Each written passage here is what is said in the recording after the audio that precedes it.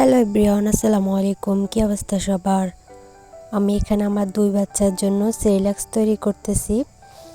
আমি এখানে মুগ ডাল, মসুর ডাল, রেগুলার ভাতের চাল, পোলাও চাল আর 3 ধরনের বাদাম দিয়ে আমি সেরিল্যাক্সটা তৈরি করে থাকি। আমি এখানে সব রকম চাউল ডাউল একসাথে চুলায় হালকা আছে ভেজে নিয়েছি। এখন সব একে একে ব্লেন্ডারে গুঁড়ো করে নিতেছি। তারপরে আমি একটা চালনি দিয়ে চেলে নেব।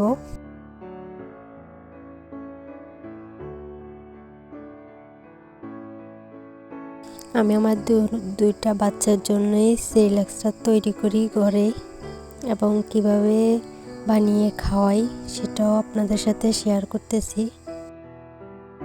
যদি ভালো লাগে আমার ভিডিওটা তাহলে অবশ্যই একটা লাইক করে দিবেন।